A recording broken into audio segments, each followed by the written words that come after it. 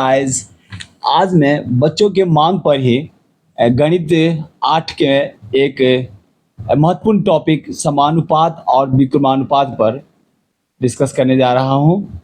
उसे देखने में थोड़ा कठिन लगता है इसका सवाल, लेकिन अगर तुम इस वीडियो को देखोगे तो आई एम श्योर कि अब कोई भी ऐसा सवाल नहीं बना है जो तुमसे छूटेगा, मिस नहीं करोगे तुम। तो गौर से देखना, और कहीं भी कोई प्रॉब्लम लगे कि नहीं समझ में आए तो कमेंट सेक्शन में जाकर कमेंट करना और भी क्लियर कर दूंगा। तो समानुपात और विकर्मानुपात, जिसको हम लोग डायरेक्ट और इन्वर्स प्रोपोर्शन कहते हैं। समानुपात को कहते हैं डायरेक्ट प्रोपोर्शन और विकर्मानुपात को कहते हैं इन्वर्स प्रोपोर्शन। अब ये इसको हम एक और भी भाषा कहीं किताब में लिखा रहता है अनुक्रमानुपात। समानुपात को अनुक्रमानुपात भी कहते हैं और विकर्मानुपात को विलोमानुपात भी कहते हैं। तो सबसे कंफ्यूजन मत होना, समानुपात, विकर्मानुपात या अनुक्रमानुपात, विलोमानुपात, इसको अंग्रेजी में डायरेक्ट प्रोपोर्शन और इन्वर्स प्रोपोर्शन कहते हैं। तो इसको जानने से पहले, इसमें समानुपात और विकर्मानुपात को जानने से पहले हम अनुपात को समझें कि अनुपात क्या होता है। तो अनुपात क्या होता है इसको देखें। अनुपात, जिसको अंग्रेजी में रेशियो कहते हैं, इसको कहा जाता है कि दो समान तरह की राशियों के बीच तुलनात्मक संबंध को अनुपात कहते हैं। समान तरह की राशि। अब तुम राशि पूछोगे फिर सर ये राशि क्या हो गया। राशि तो हम जानते हैं कि इधर होता है कुंभ राशि, वृश्चिक राशि, सिंह राशि। गणित में राशि क्या होता है? तो गणित में राशि, जिसको अंग्रेजी में क्वांटिटीज कहते हैं। एक्चुअली ये जो राशियां हैं उन मापनीय गुणों को कहते हैं जिसे हम माप या गणना कर सकें। तो वो सभी चीजें, वो सभी गुण जिसे हम माप सके, मेजरमेंट कर सके, गणना कर सके। कितना है, संख्या कितना है, कितना वजन है, कितना किलो है, कितना दूरी है, कितने लोग हैं, ये सभी चीज जो होता है उसको हम लोग कहते हैं राशियां। ये क्वांटिटी अंग्रेजी में कहते हैं क्वांटिटीज। अब क्या, जैसे चाल है, उसकी जैसे गाड़ी की चाल है, कहते हैं ना 60 किलोमीटर प्रति घंटा या 90 किलोमीटर प्रति घंटा। ये दूरी है 5 किलोमीटर, 10 किलोमीटर, उसको माप सकते हैं। तो अभी एक राशि है। समय है, कितना मिनट लगा, कितना घंटा लगा, कितना दिन लगा, यह भी एक समय है, इसको भी गणना कर सकते हैं, यह भी राशि है। द्रव्यमान, मतलब कितना वजन है किसी का, कितना किलो है, 5 किलो है कि 10 किलो है, गणना कर सकते हैं, तो यह भी एक राशि है। कीमत, किसी चीज़ की क्या कीमत है, 15 रुपया की, 20 रुपया की, 25 रुपया, तो यह भी एक राशि है। वस्तुओं की संख्या, वस्तु की संख्या कितनी है, 5 है कि 10 है कि 15 है कि 20 है, तो चूंकि हम उसको भी गणना करते हैं इसलिए वो भी राशियां हुई। उसका मजदूरों की संख्या, मतलब किसी काम को करने के लिए 10 मजदूर लगे हैं, तो पूछेंगे ना कितने मजदूर लगे, क्योंकि मजदूरों की संख्या को हमको गणना करना होता है। तो चूंकि मजदूरों की संख्या को हम गणना कर सकते हैं इसलिए मजदूरों की संख्या भी राशियां हुई। जैसे काम का दिन, कितने दिन काम किया, 5 दिन की, 10 दिन की, 15 दिन की, 1 महीना, तो काम के दिन को भी हम गिन सकते हैं, गणना कर सकते हैं, यह भी राशियां हैं। तो राशियों को अगर समझ गए, अब हम तुमको अनुपात समझने में कोई परेशानी नहीं होगी। अब ये है कि यदि दो राशियों की तुलना कैसे करेंगे, तो दो राशियों की तुलना को अनुपात कहते हैं। तो पहले दो राशियों की तुलना कैसे करेंगे, देखो उदाहरण की तरह स्पष्ट हो जाए, क्लियर हो जाए। जैसे मेरी लंबाई है, एक राशि है, तो हमको दो वस्तुओं की लंबाई का तुलना करना है। जैसे मान हमारे पास 2 गिलास है, एक गिलास ए है और एक गिलास बी है। देखो एक गिलास की जो लंबाई है वह है 10 सेंटीमीटर और बी गिलास जो है उसकी लंबाई है 20 सेंटीमीटर। तो यहाँ हम क्या देख रहे हैं, यहाँ हम ये देख रहे हैं कि एक गिलास से दुगुना है बी गिलास, यानी कि दोनों का संबंध अगर तुलनात्मक अध्ययन करेंगे गिलास ए और गिलास बी का, तो हमको देखने से स्पष्ट लग जाता है, इसके डाटा से ही हमको स्पष्ट लग जाता है यह 10 सेंटीमीटर या 20 सेंटीमीटर है। इसका मतलब ये इस ए से दुगुना है दूसरा गिलास, ए से बी दुगुना है, यानी इस दोनों का संबंध क्या है, 1 और 2 का। यदि 1 है तो वो 2 सेंटीमीटर होगा, ये 10 सेंटीमीटर है तो ये 20 सेंटीमीटर होगा, दुगुना है। तो इसी को हम कहते हैं अनुपात, यानी कि 1 और बी का संबंध क्या है उसी को कहेंगे अनुपात। उसको हम गणितीय भाषा में हम 2 डॉट से लिखते हैं, ऊपर नीचा 2 डॉट रहते हैं, इसी को कहते हैं हम अनुपात। इसको अंग्रेजी में इज टू भी कह सकते हैं, लेकिन हिंदी में गणित में हम इसे कहेंगे अनुपात। तो इसको कैसे लिखेंगे कि A अनुपात B क्या है, वह है 1:2 के बराबर। यानी 1:2 मतलब क्या हो गया कि यदि 1 रहेगा A तो B रहेगा 2, यानी इसका दोगुना है। इसी को हम कहेंगे अनुपात, 1:2। A और B का अनुपात क्या है, 1:2। बस यही जानना अनुपात को। अब ये हो गया अनुपात। अब हम चलें फिर, अब जो हमारा टॉपिक है समझ, चूंकि अनुपात अगर समझ गए तो समानुपात और विकर्मानुपात समझने में आसानी होगी। हम सीधे सीधे समानुपात पर नहीं आए, मैं तुम लोग को अनुपात बता दिए। तो अनुपात समझ गए, दो समान राशि रहेगा तब। अब अलग अलग राशि रहेगा नहीं, तब तो नहीं होगा। वस्तुओं की संख्या है और तुम कहोगे काम करने का दिन, ये कैसे हो सकता है, कैसे तुलना करोगे। अब कॉपी की तुलना तुम कलम से कैसे कर सकते हो, कॉपी की संख्या से तुलना करोगे, कलम की संख्या से तुलना करोगे। तो एक ही राशि की जब तुलना की जाती है, उसके बीच के जो संबंध देखा जाता है वो किस किस अनुपात में है, तो उसको हम कहेंगे अनुपात। अब हमको लगता है अनुपात तुमको कहीं से भी कुछ प्रॉब्लम नहीं होगा। ये इतना ध्यान रखना है कि दोनों राशियां समान रहनी चाहिए, एक ही तरह की राशियां रहना चाहिए, और उस दोनों का जो संबंध है तुलनात्मक अध्ययन, उसी को कहेंगे अनुपात, जिसे हम इस तरह से लिखेंगे 1:2। ये 2 डॉट को लिख करके हम समझ जाएंगे अनुपात। अब हम आ जाए जो हमारा टॉपिक है समानुपात पर, ठीक है। लेकिन इसमें राशियों को पहचानने के लिए समानुपात पर जाने से पहले थोड़ा 1 सेकंड और रुक जाओ तुम। अब दोनों राशि की पहचान कैसे करोगे। यहाँ कुछ बच्चे हम लोग कोई पूछ देते हैं कि सर अब राशि तो समझ गए, लेकिन राशि को हम समझेंगे कैसे। तो हमको लगता है कि आपको दिक्कत होनी तो नहीं चाहिए, लेकिन फिर भी उदाहरण के द्वारा अगर तुम जान जाओगे तो और ही आसान होगी। अब जैसे देखो, जैसे हम कहेंगे 10 कलम का मूल्य 50 रुपया है। यहाँ पर तुम्हारे पास 2 राशि कौन कौन है। पहली राशि हो गई 10 कलम, यानी पहली राशि होगी कलम की संख्या कितनी है, तो 10 है, ये पहली राशि हो गई, ये कलम की संख्या। दूसरी राशि क्या होगी, तुम कहोगे सर कलम का मूल्य कितना है, 50 रुपया। दूसरी राशि क्या हो गया, कलम का मूल्य, वो हो गया 50 रुपया। ये तुम्हारे पास 2 राशि हो गई। पहली राशि क्या हो गई, कलम की संख्या जो कि 10 है, और दूसरा हो गया कलम का मूल्य 50। तो गौर से देख रहे, यहीं पर अगर समझ जाओगे तो फिर आगे कुछ प्रॉब्लम है ही नहीं।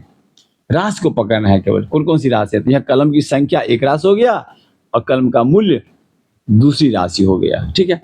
अब यहाँ पर देखो दूसरे उदाहरण में और क्लियर हो जाएगा, कहीं से भी कुछ प्रॉब्लम होगा ही नहीं। अब देखो जैसे 5 मजदूर किसी काम को 15 दिनों में करते हैं। अब तो खट देके कह दोगे कि पहली राशि क्या हो गया, मजदूरों की संख्या 5 मजदूर जो कि 5 है। और दूसरी राशि क्या हो गया कि 15 दिनों में करते हैं, यानी काम करने का दिन। दूसरी हो गया काम करने का दिन जो कि क्या है, 15 दिन है। तो बस राशि को पकड़ना है कि 1-2 तरह के राशि मिलेंगे और दोनों राशि में 2-2 डाटा मिलेंगे जो हम आगे चल के बता रहे हैं, ठीक है। अब राशि पकड़ने में तो कोई प्रॉब्लम नहीं होगा, अब समझ जाओगे राशि को। अब आ जाओ समानुपात पर, जिसको हम पहले कहें कि इसको डायरेक्ट प्रोपोर्शन कहते हैं समानुपात को।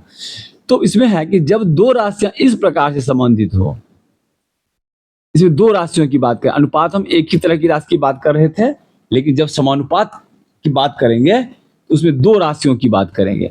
जब 2 राशियां इस प्रकार से संबंधित हो कि एक राशि के घटने या बढ़ने पर दूसरी राशि भी उसी अनुपात में घट या बढ़ जाए, इस अनुपात को समानुपात कहते हैं। 2 राशियां हैं और एक बढ़ रहा है तो दूसरी भी बढ़ जाएगा उसी अनुपात में। एक घट रहा है उसी अनुपात में दूसरी राशि बढ़ गया। उस परिस्थिति को हम क्या कहेंगे, वे दोनों राशियां सम अनुपात, बराबर अनुपात में है। समानुपात, सम जोड़ अनुपात, समानुपात। उदाहरण के द्वारा देखो, जैसे हम कहेंगे कि 5 पेंसिल की कीमत 10 रुपया है और 10 पेंसिल की कीमत 20 रुपया है। तो यहाँ राशि पकड़ने में तो दिक्कत नहीं होगी हमको लगता है अब कि पहला 5 पेंसिल की कीमत, तो 5 पेंसिल यानी पेंसिल की संख्या, पहली पेंसिल की संख्या और पेंसिल की कीमत, यहाँ 2 राशियाँ हो गया। तो पेंसिल की संख्या एवं इसकी कीमत, तो पेंसिल की संख्या को यदि हम x मान लेते हैं, मान लो पेंसिल की संख्या एक राशि हो गया, पेंसिल की कीमत हो गया दूसरी राशि। तो पेंसिल की कीमत को यदि हम पहली राशि को यदि x मान लेते हैं, तो यहाँ पर देख रहे हो कि तुमको 2 तरह के डाटा मिल रहे हैं। एक है 5 पेंसिल, एक है 10 पेंसिल, देख रहे हो। तो अगर हम x मान लेते हैं पेंसिल की संख्या को, तो x1 क्या हो जाएगा 5, x2 क्या हो जाएगा 10। x1 5, x2 हो गया 10, कोई दिक्कत नहीं है। उसी तरह से पेंसिल की कीमत को यदि हम y माने तो यहाँ भी कीमत हमको दो तरह से मिल रहा है। एक है 10 रुपया, 5 पेंसिल के 10 रुपया, और 10 पेंसिल के 20 रुपया। यानी अगर हम कीमत को y माने तो हम इसको ऐसी तरह से लिख सकते हैं कि y1 हो गया 10 रुपया और y2 हो गया 20 रुपया। ठीक है, अब तो समझ गए आराम से कि एक राशि के दो तरह के डाटा मिलेंगे, दूसरी राशि के भी दो तरह के डाटा मिलेंगे। पहली को x मान लेना, दूसरी को y मान लेना, तो एक हो जाएगा x1 x2 और दूसरा होगा y1 y2। बस अब इसको है कि समानुपात यदि रहेगा दो राशि, ये तो समझने की बात कर रहे हैं, लेकिन गणितीय भाषा में इसका उपयोग कैसे करेंगे, गणित में कैसे करेंगे, जो सवाल हल करने लगेंगे तब क्या करेंगे उसको देखो। उसको क्या करते हैं, उसको सिंपल तरीका है, अगर वह समानुपातिक हो यानी समान अनुपात में हो, अगर प्रश्न को पढ़ने से और तुमको लगे कि इस तरह की स्टेटमेंट है कि एक राशि के बढ़ने से दूसरी राशि भी बढ़ जाता है, एक राशि घटने से दूसरी राशि भी घट जाता है, अगर इस तरह की बात रहे तो उसके गणितीय भाषा में इसको हम लिखते हैं x1 बट्टा y1 बराबर x2 बट्टा y2। इसको याद रखना है कि जब समानुपात हो गया, स्टेटमेंट देखने से तुमको पता चला कि समानुपात में है, तुरंत समझ लेना, तुम्हारे दिमाग में पिक्चर आ जाना चाहिए कि x1 बट्टा y1 इक्वल टू x2 बट्टा y2। अब इसको बढ़ा भी सकते हो, बराबर x3 बट्टा y3 बराबर x4 बट्टा y4। सब में देखोगे कि एक कांस्टेंट है, यानी हम x1 बट्टा y1 बराबर x2 बट्टा y2 बराबर k मतलब हो गया कांस्टेंट यानी स्थिरांक, इसका मान नहीं बदलेगा। अब x3 है या x4 है या x5 है, तो x5 बटा 6 भी वही होगा जो x1 बटा y1 होगा। x7 है मान लो कोई राशि में, उसका y7 है, उसका भी बट्टा कर दोगे तो वही हो जाएगा। ठीक है, इसमें कोई दिक्कत नहीं है। यानी यदि समानुपात यदि रहेगा तो x बट्टा y का जो वैल्यू होगा वो हमेशा ही स्थिरांक होगा, बदलेगा नहीं। जो भी संख्या होगा कहीं भी करोगे तो x बट्टा y का मान वही होगा, वह चेंज नहीं होगा। ठीक है, अब इसमें लगता है कोई दिक्कत नहीं है। अब तुम्हारे पास फार्मूला ये प्राप्त हो गया, इसको थोड़ा ध्यान देना है बस। केवल समानुपात है x1 बट्टा y1 इक्वल टू x2 बट्टा y2। अब तो बीजगणित में तुम इक्वेशन में इसका जब हल करने लगते हो तो इसको क्या करते हैं लोग, क्रॉस मल्टीप्लिकेशन कर देते हैं। जब सवाल बनाने लगते हैं तो क्रॉस मल्टीप्लिकेशन करते हैं। तो क्रॉस मल्टीप्लिकेशन जानते हो कि कोना कोनी को गुना करते हैं, x1 को गुना करेंगे y2 को, अब बराबर लिखेंगे x2 को गुना करेंगे y1 को। तुम्हारे पास फॉर्मूला क्या हो गया, x1 गुने y2 बराबर x2 गुने y1। देख लो x1 गुने y2 x2 गुने y1, या इसको तुम पहले इधर से ही गुना करो, x2 को ही पहले लिखो, हो जाएगा x2 गुने y1 बराबर x1 गुने y1। ये क्रॉस मल्टीप्लिकेशन या कुछ नहीं है, क्रॉस मल्टीप्लिकेशन तुम लोग जानते हो, कोना कोनी गुना क्या आता है, बराबर लिख करके हम लोग लिखते हैं। इसमें क्या होगा सवाल, जब इसको समझ गए तो इसमें क्या रहेगा कि जो चार चीज तुमको है, एक है x1, एक इधर है x2, एक इधर है y2, इधर है y1। अब इसमें क्या होगा कि सवाल जो पूछेगा ना उसमें क्या होगा कि चार जो डाटा है उस चार डाटा में से तीन डाटा दिया रहेगा, एक डाटा नहीं रहेगा। बस यही चीज केवल पकड़ना है, चार डाटा में से तीन डाटा रहेगा, एक डाटा नहीं रहेगा। तो जो डाटा नहीं है उसका तो इक्वेशन हल करके बाकी को एक साइड में बना दोगे, दूसरे को उधर से ले जाकर के इधर गुना है तो जाकर भाग हो जाएगा। तो तुमको आता है, सवाल बनाओगे तो और भी समझ जाओगे, तो बनाए होगे, इसमें कोई दिक्कत तुमको नहीं है। ठीक है, अब देखो,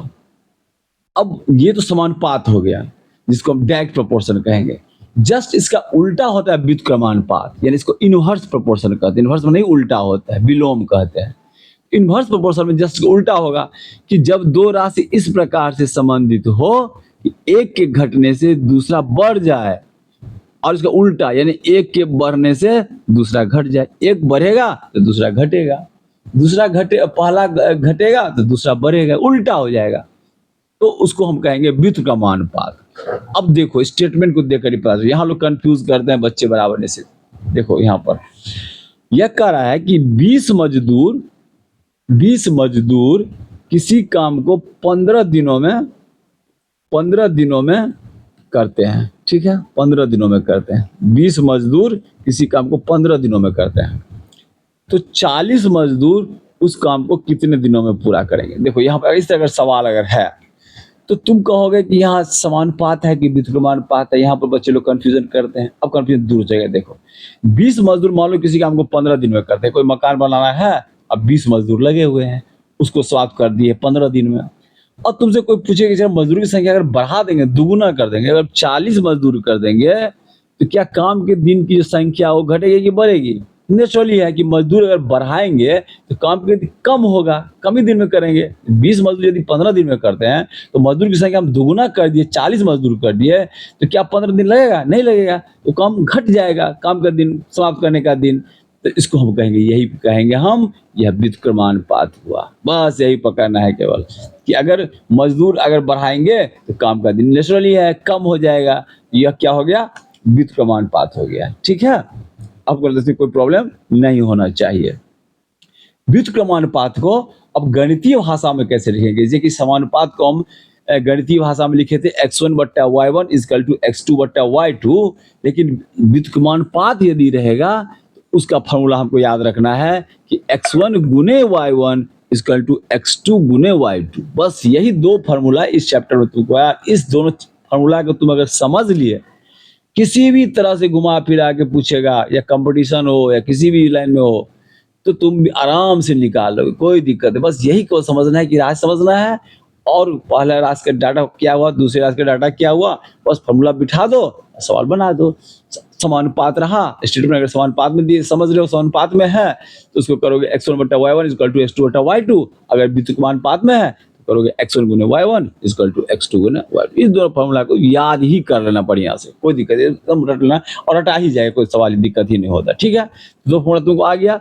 समानुपात होने पर x1 बट्टा y1 बराबर x2 बट्टा y2। यदि व्युत्क्रमानुपात रहेगा तो x1 गुने y1 इक्वल टू x2 गुने y2। आपको हमको लगता है इसमें कोई प्रॉब्लम तुमको नहीं होनी चाहिए, किसी भी तरह से पूछेगा तुम इसको समझ गए होगे। अब चलें, आइए देखते हैं, अब सवाल पर आकर के देखते हैं। अब देखो इस सवाल में क्या कह रहा है कि निम्नलिखित तालिका में x तथा y समानुपाती है या नहीं, ज्ञात कीजिए।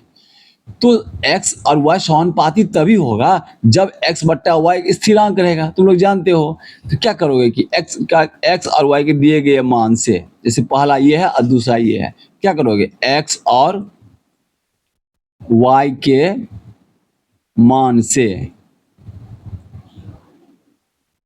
अब उसको चेक कर लो कि x बट्टा y सब जगह एक रंग हो ही रहा है कि नहीं। देखो पहला में है, जैसे मेरे x1 ये है, y1 ये है, इसमें x2 है, ये y2 है, ये x3 है, y3 है, ये x4 है, y4 है, x5 है, y5 है। और सबका चेक कर लो कि x बट्टा y, जानते हो कि समानुपात जब होगा जब x बट्टा y का मान स्थिरांक होगा। तो देख लो, चेक कर लो x y के दिए मान से, पहला है 3, या 12, तो x बट्टा y क्या हो जाएगा यहाँ पर 3 बट्टा 12, काट दो, 3 एकम 3, 3 चौका 12, यानी 1 बट्टा 4।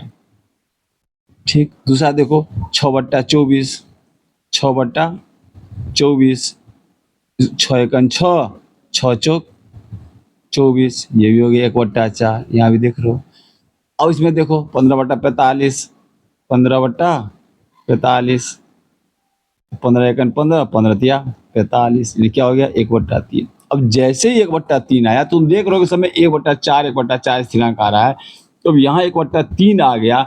इसका मतलब ये x और y का जो दिया हुआ है तालिका में, ये निश्चित रूप से समानुपाती नहीं होगा, क्योंकि हम आना चाहिए, हर एक आना चाहिए 1 बट्टा 4, 1 बट्टा 4, लेकिन यहाँ पर क्या आ रहा है 1 बट्टा 3 आ रहा है। बस यहीं पर सवाल को खत्म कर दोगे, क्योंकि नहीं यह समानुपातिक नहीं है, क्योंकि यहाँ पर हम देख रहे हैं कि 15 बट्टा 45 हो रहा है, सो 1 बट्टा 3 हो रहा है, जबकि हमको आना चाहिए हर एक जगह आना चाहिए x बट्टा y कितना आना चाहिए 1 बट्टा 4 आना चाहिए। ठीक है, तो बस यही सवाल खत्म, आगे बनाना ही नहीं है, बस आंसर हो गया तुम्हारा, अनुपाती नहीं है।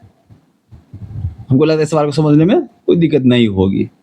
अब दूसरे सवाल को देखो, इसमें वही करोगे, बस x बट्टा y की जांच करेंगे सब में और देखेंगे कि वह समान स्थिरांक आ रहा है कि नहीं, एक समान आ रहा है कि नहीं। तो चलो पहले में देखो, तो लिखोगे x और y के दिए गए मान से, या सीधे लिखोगे x और y के मान से। अब पहला में 1 बट्टा 1.5 है, तो 1 बट्टा 1.5 है, तो हम क्या करते हैं दशमलव को हटाते हैं, जानते ही हो। गुना करने में भाग देने में आसान रहती है। तो इसको दशमलव को हटाने के लिए दशमलव को एक अंक आगे जाना पड़ेगा, यानी कि 10 से हमको गुना कर देंगे तो बताए थे दशमलव को गुना करेंगे तो एक अंक आगे जाता है, जितना जीरो रहता है उतना अंक आगे आ जाता है। 10 से गुना करेंगे तो एक अंक आगे जाएगा, 100 से गुना करेंगे तो 2 अंक आगे जाएगा। तो हमको 10 से गुना करके दशमलव को यहाँ पर लाना है, हमको इस दशमलव को हमको यहाँ पर लाना है। तो हम क्या करेंगे, उसको 10 से क्या करेंगे, गुना कर देंगे। बस सिंपल तरीका है। इसको हम यदि 10 से गुना कर देंगे तो नेचुरल है इसको भी 10 से गुना पढ़ना करेगा। ऊपर में हो जाएगा 10 और नीचे में हो जाएगा 15। अब इसको काट दो, 5 दूना 10, अब 5 तिया 15, ये हो गया 2/3। 2/3 होना है। अब दूसरा में चेक करो, 3/4.5। बस उसी तरह से करना है। इसको दशमलव हटाना है तो 10 से गुना कर देंगे, इसको भी 10 से गुना कर देंगे तो हो जाएगा 30, ये बटा 45। अब फिर 15 से करो, 15 दूना 30, 15 तिया 45, ये 2/3 ही आ गया। अब तीसरा में देखो, 9/13.5। बस इसको भी क्या करेंगे, 10 से गुना कर देंगे, इसको भी 10 से गुना कर देंगे, ये हो जाएगा 90, ये हो जाएगा 135। 15 से लग जाएगा, 15 छक्के 90, अब 15 9 में 135। अब क्या करोगे, 3 से करो, 3 दूना 6, 3 तिया 9, ये भी 2/3 आ गया। अब देखो 20/30 को लो, बस सुना सुना को काट दो, तो 2/3। ये हम क्या देख रहे हैं, हम यहाँ देख रहे हैं कि दिए गए मान के x और y के सभी x बट्टा y जो हैं तो सभी क्या आ रहे हैं, 2/3, 2/3, 2/3, 2/3। x और y मान स्थिरांक है। इसका हम कहेंगे नंबर 2 जो सवाल तुमको दिया हुआ है ये अनुक्रमानुपाती है या समानुपाती है। समझ गए? हमको नहीं लगता इसमें कोई कहीं कुछ प्रॉब्लम तुम लोगों को होगा, कहीं नहीं प्रॉब्लम होगा। समझ गए होगे? अब चलो अगले सवाल पर आते हैं। अगला सवाल दिया हुआ है कि टाइपिंग की परीक्षा पास करने के लिए कम से कम 30 शब्द प्रति मिनट टाइप करने होते हैं। एक परीक्षार्थी को पास करने के लिए आधे घंटे में कितने शब्द टाइप करने होंगे? तो सबसे परीक्षा का सवाल है, तो तुम राशि खोजना, कौन कौन राशि है, ठीक है। अब दोनों राशि को खोज लो और उसके बाद फिर आराम से आगे बढ़ता जाएगा। तो यहाँ पर हमको देखे हैं कि टाइपिंग गणना कर सकते हैं वही राशि होती है। तो यहाँ पर है शब्द, टाइपिंग किए गए शब्द, यहाँ 30 शब्द हैं, ठीक है। तो इसको हम टाइपिंग किए गए शब्द जो है, तो शब्द ये हो गया, तो उसको मान लो x मान लो, ठीक है। तो और कहते प्रति मिनट टाइप करते हैं, यानी समय की राशि है तो 1 मिनट। तो ये मिनट जो है, समय जो है, इसको हम क्या मानेंगे, इसको हम y मान लें, कोई दिक्कत नहीं। अब तुम्हारे पास देखो क्या है, एक हो गया टाइपिंग करने के शब्द, एक हो गया समय। तो इसमें हम टाइपिंग करने का जो शब्द है वो s मानते हैं, समय को मानते हैं y मानते हैं। अब सब देखो यहाँ पर, यहाँ 30 शब्द है, तो x1 क्या हो जाएगा, 30 हो जाएगा, ठीक है। अब है कि y1 कितना हो गया, समय है, तो y1 कितना हो जाएगा, 1 मिनट, 1 हो गया। दूसरा लाइन पढ़ो फिर उसके बाद कि एक परीक्षार्थी पास करने के लिए आधे घंटे में कम से कम कितने शब्द टाइप करने होंगे। तो आधा घंटा, तो घंटा है ना, समय को माने y, यानी y1 अगर 1 वहाँ पर है तो आधा घंटा मतलब कितना हो गया, 30 मिनट। क्योंकि मिनट में दिया हुआ तो मिनट में लेके चेंज करना है इसको, तो आधा घंटा को कर देंगे हम 30 मिनट में, यानी y2 क्या हो जाएगा, 30। और कहा कितने शब्द टाइप करेंगे, यही कितने शब्द जो टाइप करेंगे यही तुम्हारा प्रश्न है, जो कि तुमको नहीं दिया हुआ, यानी कि x2 तुमको नहीं दिया हुआ है। इसको बस प्रश्नवाचक चिन्ह आके लिख लेना। तुम्हारे पास वही बोले थे कि वही 4 में से 3 चीज आ जाएगा, 1 चीज नहीं आ जाएगा। और तुम ये जान रहे हो ये दोनों राशि समानुपातिक होंगे, क्योंकि जितना समय लगेगा उतना ज़्यादा टाइप करेंगे। तो ये सोचने की ही बात नहीं, इसमें कुछ ज़्यादा नहीं है सोचना ज़्यादा है इसमें, बस जितना समय बढ़ेंगे तो उतना टाइपिंग बढ़ेगा ना। तो बस समानुपातिक है, तो समानुपातिक जैसे ही हो गया तो हमको फार्मूला याद ही है। समानुपात में हम क्या करेंगे, फार्मूला क्या लिखते हैं कि x1 बराबर x1 बट्टा y1 इजकल टू x2 बट्टा y2, ठीक है। और अब क्या करेंगे, हम क्या बोले थे कि हमको क्रॉस मल्टीप्लिकेशन कर देना है, जिसको निकालना है उसको पहले हम क्रॉस मल्टीप्लिकेशन करेंगे। चूंकि हमको x2 का मान निकालना है x2 वाला जहां उसको हमको ना कोई पहले गुना करेंगे, यह केवल ध्यान रखना, सुविधा रहेगी। वैसे करोगे आगे पीछे करोगे तो कोई दिक्कत नहीं, इसको भी से गुना करोगे शुरू में तो कोई दिक्कत नहीं है। लेकिन आसान तरीका ये बताते हैं, ट्रिक बताते हैं यहाँ पर कि जो भी कुछ पूछे गुना यदि क्रॉस मल्टीप्लिकेशन करना तो पहले उसको लेकर के गुना करना। तो चूंकि x2 हमको कर रहा है तो x2 को हम गुना करेंगे y1 से, तो लिखेंगे x2 गुने y1 इजकल टू x1 गुने y2, बस क्रॉस मल्टीप्लिकेशन कर दिए, ठीक है। और x2 तुम्हारा कितना है, x2 तुमको दिया ही नहीं है, x2 तुमको निकालना है, गुने y1, y1 तुम्हारा कितना है 1 हम देख रहे हैं, इजकल टू x1 कितना है तुम्हारा 30 है तो लिखेंगे 30, y2 कितना है तुम्हारा तो यहाँ 30 लिखेंगे 30, कोई दिक्कत नहीं, इतना आसान है। अब x1 को 1 से गुना, x2 को 1 से गुना करो तो x2 ही होगा, इसीलिए लिखोगे कि x2 बराबर 30 गुने 30 कितना हो जाएगा 900 सब हो गया, आंसर तुम्हारा हो गया, कुछ भी करना नहीं है, 900 आंसर हो गया। कुछ करना पड़ा, बस हम जो चीज दिया हुआ था 3 चीज उसको लिख लिए, समानुपातिक है ये फॉर्मूला बिठा दिए, जो नहीं है क्रॉस मल्टीप्लिकेशन बना लिए। अब आगे सवाल एक और देखो, कह रहा है कि मुकुंद के पास एक सड़क का मानचित्र है जिसके पैमाने में 1 सेंटीमीटर की दूरी 15 किलोमीटर निरूपित करती है। गांधीनगर से जाकिर हुसैन सर्कल तक जाने वाली सड़क यदि 75 किलोमीटर है तो मानचित्र में उसे कितने सेंटीमीटर से निरूपित किया गया होगा। अभी मानचित्र में दिया हुआ है कि 1 सेंटीमीटर की दूरी 15 किलोमीटर है, एक रास हो गया 1 सेंटीमीटर और दूसरी रास हो गया 15 किलोमीटर है दूरी में ही, लेकिन पैमाना में है 1 सेंटीमीटर और उसकी दूरी वास्तविक में है 15 किलोमीटर। इन दो प्रकार की रास हो गई, एक पैमाने की एक दूरी, अगर वास्तविक दूरी, तो पैमाने की दूरी जो है 1 सेंटीमीटर और वास्तविक दूरी है 15 किलोमीटर। तो पैमाने की दूरी को यदि हम x मान लें कि इसमें लिखना पड़ेगा कि पैमाना पर दूरी को हम बराबर माने x माना x माना, ठीक है।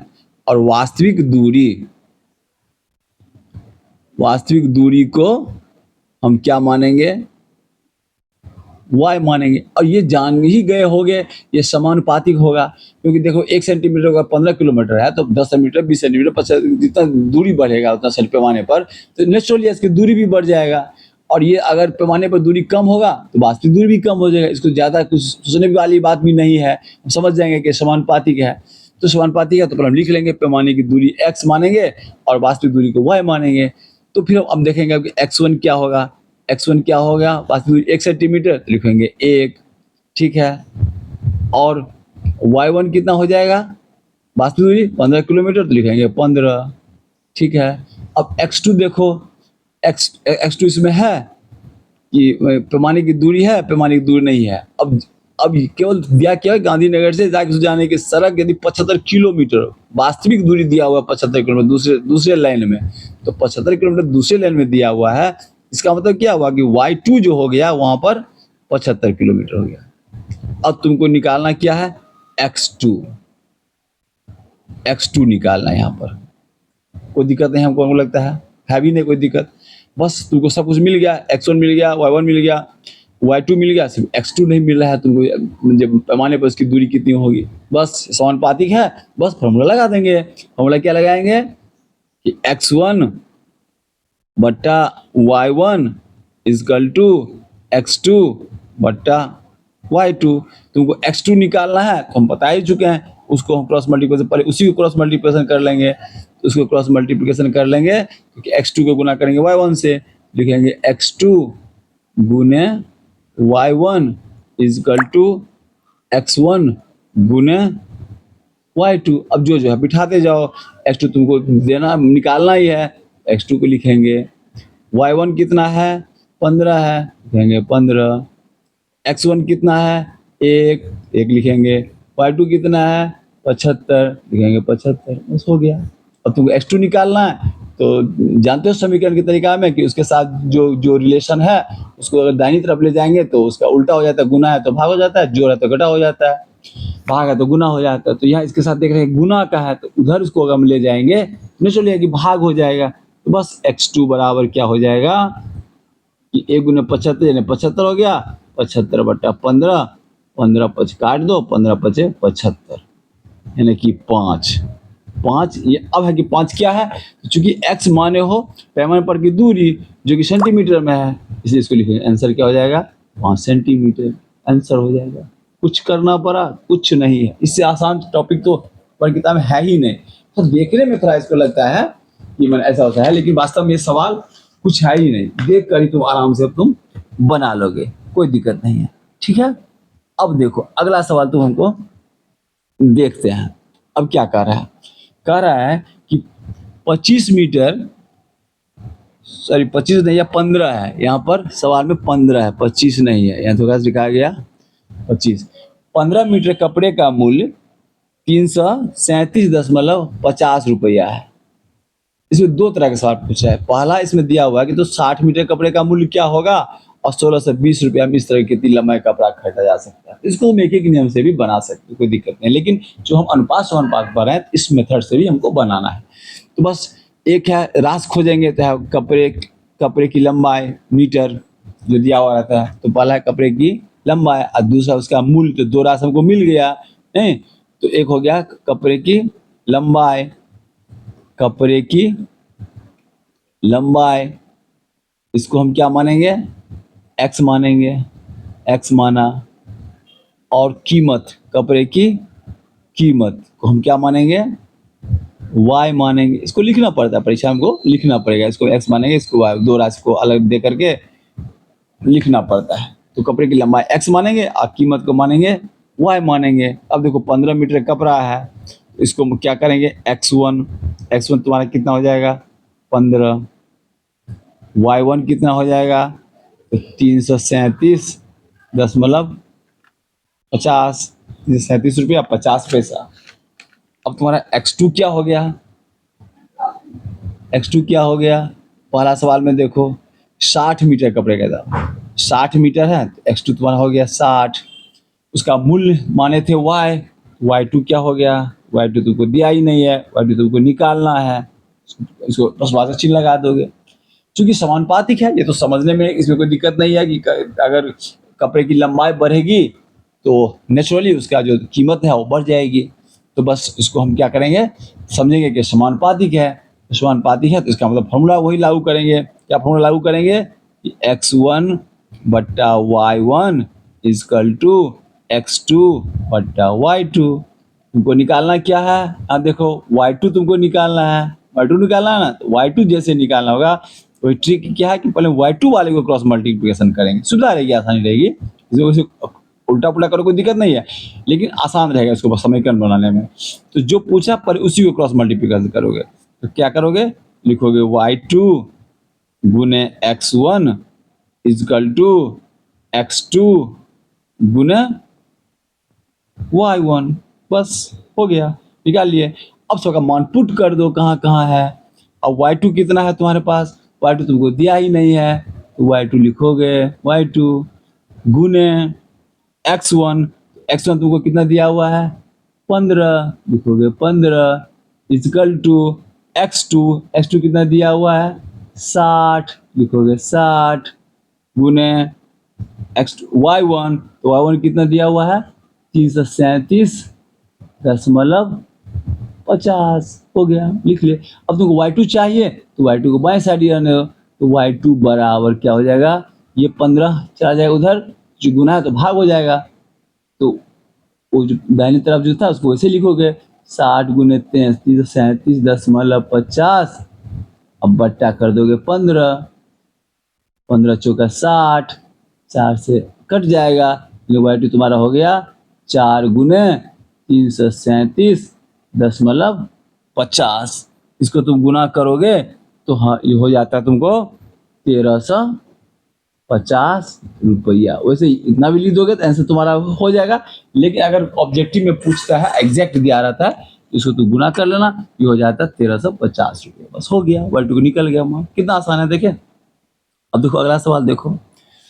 अब सवाल कर रहा है कि मकान के एक मॉडल में उसकी ऊंचाई 5 सेंटीमीटर और लंबाई और चौड़ाई दिया हुआ है। लंबाई है 12 सेंटीमीटर और चौड़ाई है 8 सेंटीमीटर। अब यदि वास्तविक परिस्थिति में उसकी ऊंचाई 25 फीट हो तो तो मॉडल में काम लिया गया पैमाना बताइए तथा वास्तविक लंबाई और चौड़ाई बताइए। यहाँ देखो, यहाँ कुछ भी नहीं है, बस उसी तरह का सवाल है। इसमें सवाल को देखने में लगता है थोड़ा कठिन है, लेकिन कोई दिक्कत नहीं है। देखो, अब यहाँ दो चीज पहले रास खोजेंगे। एक मॉडल, मॉडल समझते हो, जैसे मकान बनाया जाता है या कोई चीज बनाते हो, उसका एक एक मॉडल बनता है। मतलब कोई कागज से बना लेते हो, ये हमारा मॉडल है। मकान का मॉडल जैसे तुम लोग बनाते हो स्कूल में, एक कागज से जो बनाते हो, वास्तव मकान तो रहता नहीं है। अब ग्लोब समझो, जैसे ग्लोब हम देखते हैं ना, तो उसका एक मॉडल है, पृथ्वी का एक मॉडल है। वास्तव में पृथ्वी तो नहीं है, मॉडल है। तो हम इतनी समझो कि इतना ही बड़ी पृथ्वी है, मॉडल जैसा है, ग्लोब जैसा है, उसी तरह मॉडल इसको बोलते हैं। तो मॉडल में अगर 5 सेंटीमीटर अगर है और उसकी लंबाई चौड़ाई 12 और 8 सेंटीमीटर है, तो उसकी वास्तविक ऊंचाई है 25 फुट है। ठीक है, तो इसको समझ गए। अगर 5 सेंटीमीटर रहेगा तो मॉडल की ऊंचाई, मतलब मॉडल की ऊंचाई उसको मानेंगे, ऊंचाई x मान लेंगे, x मानेंगे। ठीक है, और उसके बाद कह रहा है क्या, उसकी लंबाई और चौड़ाई भी दिया हुआ है। यानी एक x1, एक और लंबाई दी है मॉडल में कि x1 जो है वह भी दिया हुआ है और x2 भी दिया हुआ है। ये देखो, x1 भी दिया हुआ है, चौड़ाई दिया हुआ है x2 मान लो। अब उसकी वास्तविक परिस्थिति में, उसकी वास्तविक परिस्थिति की जो ऊंचाई है, यानी वास्तविक ऊंचाई, वास्तविक ऊंचाई को हम क्या मानेंगे, y मानेंगे। और तब इसका कह रहा है कि लंबाई और चौड़ाई, जो कि y1 भी नहीं तुमको दिया हुआ है और y2 भी तुमको नहीं दिया हुआ है।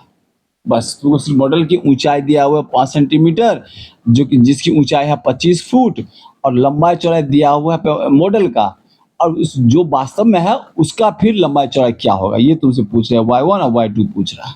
बस वही तरीका है। अब x है और y है।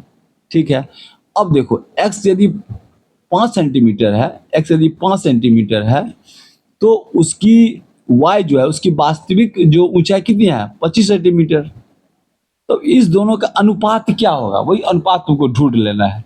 तो 5 अगर समानुपात में है, अनुपात में है ही, जो जो मॉडल बढ़ेगा तो उसकी ऊंचाई भी, वास्तविक ऊंचाई बढ़ती जाएगी। कॉमन सेंस की बात है यहाँ पर। तो यहाँ पर जो अनुपात क्या है, एक्स और वाई का अनुपात क्या है, 5 और 25 का। 5 सेंटीमीटर में 25 फुट दिखला रहा है, तो 5 और 25 का है, तो इसको काटोगे तो 5 एकन 5, 5 25, यानी 1/5। इसका जो अनुपात है वह 1/5 है।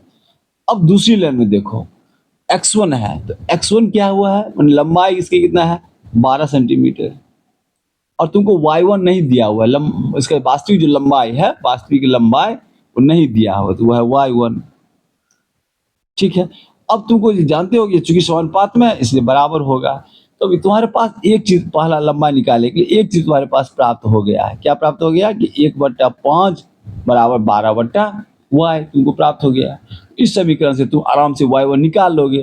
तो इसको क्रॉस मल्टीप्लिकेशन कर दो, जानते हो कि जिसको निकालना पहले गुना करते हैं, तो y1 गुने 1 कर देंगे, यानी y1 गुने 1 बराबर 12 गुने 5, यानी y1 बराबर कितना हो जाएगा, निकल गया तुम्हारा 60। कितना निकल गया, 60 फीट। 12 पंचे 60 फीट निकल गया, कोई दिक्कत नहीं। अब y2 तुमको निकालना है, ये यहाँ पर निकालना है। 1/5 तुम जानते हैं कांस्टेंट है, तो 1/5 तो रह नहीं देंगे। और x2 और y2, तो x2 तुम्हारा कितना है 8, और y2 तुमको निकालना है। बस समीकरण बन गया। और y2 निकालना है तो y2 को सबसे पहले गुना करोगे, लिखोगे y2 बराबर 8 गुने 5, 8 गुने 5 यानी कि 40 फीट। बस हो गया।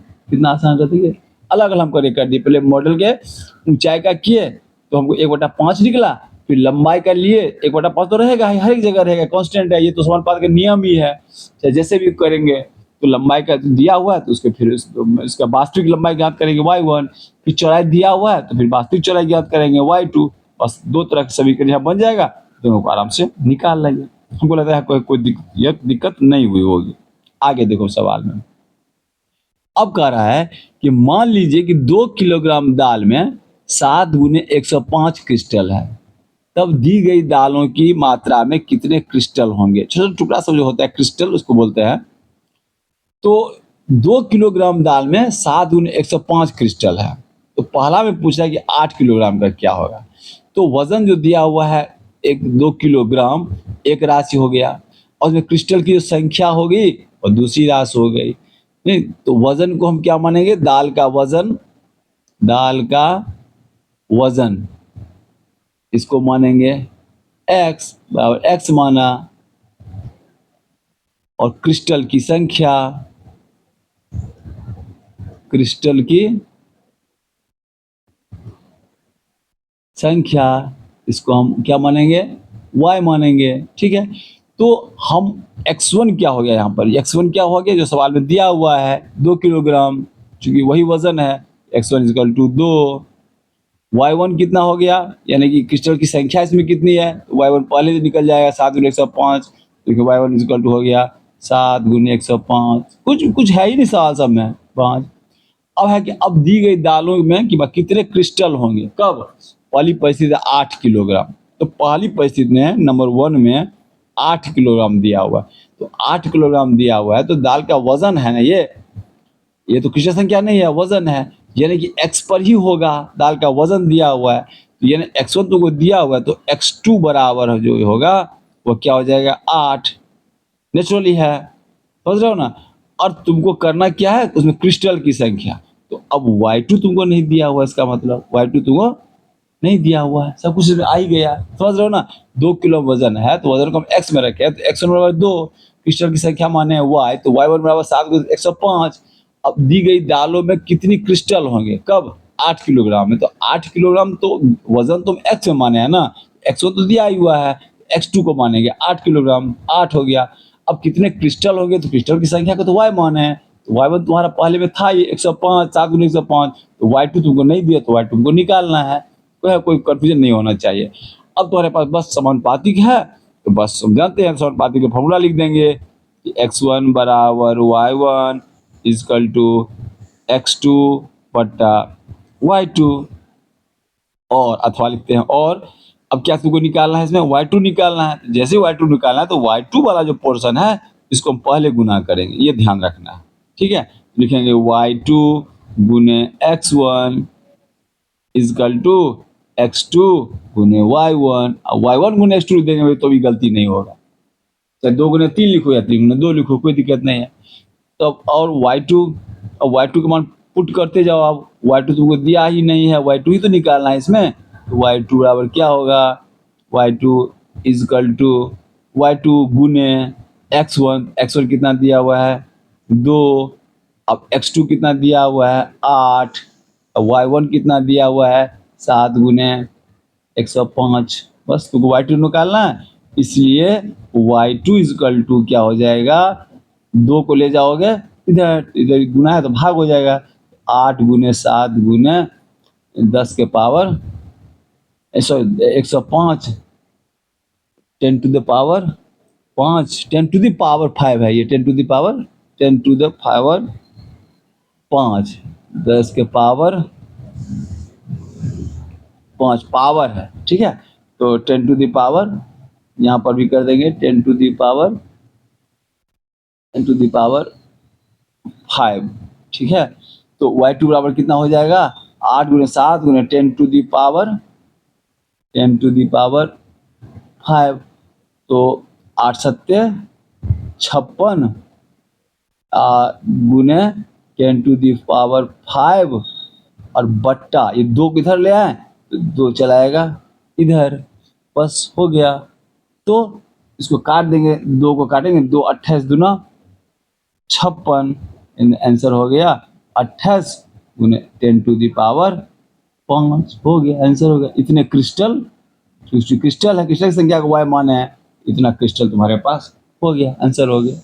कहीं कोई कंफ्यूजन, कोई कंफ्यूजन नहीं लगता है। ठीक है, वो लगता है अब किसी भी तरह घुमा फिरा के पूछेगा तो बना ही लोगे, अब फिर भी हम एक और प्रैक्टिस तुम से करवा लेते हैं, जो तुम्हारे 11 एक चैप्टर में है, 8th की क्लास में है, और चूंकि आप लोग मांग पर किया गया था, इसे थोड़ा ज़्यादा फोकस करें, हर एक चैप्टर को कोशिश करते हैं सवाल को बनाने का।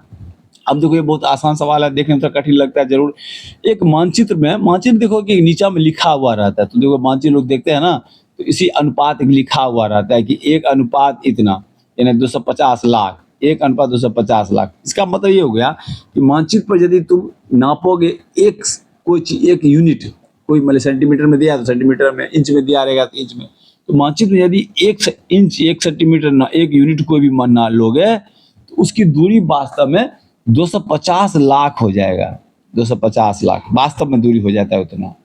तो ये तुमको ये रेशियो दिया ही हुआ है, अनुपात दिया हुआ है कि एक को हम मानेंगे 250 लाख, 1 2 3 4 5 एक मानेंगे। तो कह रहा है कि यदि नगरों के मानचित्र में 3 सेंटीमीटर हो, यदि 3 सेंटीमीटर होगा तो नेशनल होगा, इसका भी 3 गुना हो जाएगा। तो 250 का 3 गुना होता है 750, नहीं 250 का कितना हो जाता है, 250 को अगर तुम 3 से गुना करोगे तो कितना हो जाएगा, 750। तो 750 लाख, 1 2 3 4 5, बस यही तुम्हारा आंसर हो गया। तो कुछ करना ही नहीं है इसमें, बस जो यूनिट में जो दिया हुआ है 1 सेंटीमीटर में, वो कह रहा है कि 3 सेंटीमीटर में कितना आता है। एक यूनिट में, एक में अगर 250 लाख अगर होता है कोई चीज तो 3 में क्या होगा, तो 3 से उसको गुना कर दो। ये तो बहुत सिंपल है, इसमें कोई सवाल है ही नहीं, इस तरह समझो। बस बनाना भी उसी तरह से है कि 1:250 लाख, तो 3 में 3 अनुपात क्या हो जाएगा, तो 750 लाख हो जाएगा। बस इसी तरह से सिंपल है। अब आगे सवाल में देखो, अब कह रहा है कि यदि एक स्कूटर 3 लीटर पेट्रोल में 96 किलोमीटर चलता है तो 320 किलोमीटर चलने के लिए उसे कितने पेट्रोल की आवश्यकता है। अब तो खड़ा खड़ा किलो बना लोगे, तो पेट्रोल 3 लीटर पेट्रोल में 96 किलोमीटर रहता है, तो पेट्रोल की मात्रा लिखोगे, पेट्रोल की मात्रा, तो पेट्रोल की मात्रा को क्या मानेंगे हम, x, और 96 किलोमीटर चलता है यानी दूरी को हम क्या मानेंगे, y, इसको मान लिए, ऐसे तो मान लिए। अब पहले लाइन में देखो कि 3 लीटर पेट्रोल में है, तो x1 कितना हो जाएगा, 3 लीटर। अब यूनिट नहीं लिखेंगे इसलिए लिखेंगे 3। अब y1 कितना हो जाएगा, 96 किलोमीटर, तो लिखेंगे 96, और है कि 320 किलोमीटर, तो हम दूरी को माने हैं, y माने हैं, तो हम इसको y2 को मानेंगे। यहाँ पर देखना है, y2 को मानेंगे 320 किलोमीटर। अब पेट्रोल कितनी आवश्यकता है, पेट्रोल को तो x माने हैं, तो इसको x2 हमको निकालना होगा। बस हमको यहाँ पर लिखने को हमको लगता है कोई प्रॉब्लम तुम लोगों को नहीं होनी चाहिए। बस चूंकि समानुपातिक है इसलिए फॉर्मूला में क्या लिखेंगे, x1 बट्टा y1 इक्वल टू x2 बट्टा y2। बस हमको निकालना क्या है, चूंकि x2 निकालना है, x2 को हम पहले गुना करेंगे, इस x2 को पहले क्रॉस मल्टीप्लिकेशन करेंगे, लिखेंगे x2 गुने y1 इक्वल टू x1 गुने y2। बस x2 तुमको निकालना ही है, तो x2 लिखेंगे y1, तो y1 क्या है 96 इक्वल टू x1 कितना है, तो 3 है, y2 कितना है 320 है। अब तुमको x2 निकालना है, इसलिए x2 इक्वल टू क्या हो जाएगा, 3 गुने 320 बट्टा 96। कोई दिक्कत नहीं, हमको लगता है कोई दिक्कत तुम लोग को नहीं होनी चाहिए, इतना तुम आराम से तुम लोग समझ गए होगे। ठीक है, अब हमको निकालना है 320 गुने 3 बट्टा 96। अब इसको तुम काटोगे तो तुम्हारा आंसर कितना हो जाएगा, तो 32 तिया, देखो इसको 3 से काटोगे तो 32 तिया, 32 मतलब में कट जाएगा, 3 तिया ना 3 दूना 6। अब 32 को काटोगे 320 को, तो 32 दहें 320, तो x2 निकल गया तुम्हारा 10, यानी आंसर तुम्हारा क्या हो गया 10। और चूंकि x2 हमारा x जो था ये पेट्रोल की मात्रा था जो कि लीटर में है, आंसर हो जाएगा 10 लीटर। हो गया, कोई प्रॉब्लम नहीं है। तो हमको लगता है कि सभी सवाल 1101 का हम बना चुके हैं। अब आगे भी तुम लोग कोई सवाल अगर बनाओगे तो देखना, और सारे बनाना, एनसीईआरटी से भी बनाना।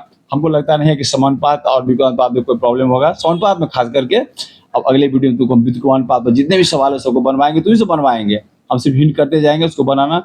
लेकिन इस बात सबको बना करने के लिए, समझने के जो भी टॉपिक तुमको लगे कि कोई कठिन टॉपिक है तो हमारे कमेंट में करना, उसी टॉपिक पर वीडियो बना के उसी को हम आसान बना देंगे। कभी तुम्हें दोबारा पढ़ना ही नहीं पड़ेगा। तो आई होप कि आप लोग समझ गए होंगे। और अगले वीडियो के देखने के लिए तुम्हारा चैनल जो है तुम्हारा अपना चैनल है, जानते हो, संतोष सर कोलक, उसको सब्सक्राइब करना, अपने साथियों को भी साथ शेयर करना, और ज़्यादा से ज़्यादा संख्या बढ़े। और कोई प्रॉब्लम होगा तो उसको कमेंट करना। तो फिर हम अगले वीडियो में तुमके साथ मिलते हैं। तब तक के लिए सवाल सब बनाना, और अभी के लिए फिलहाल बाय बाय।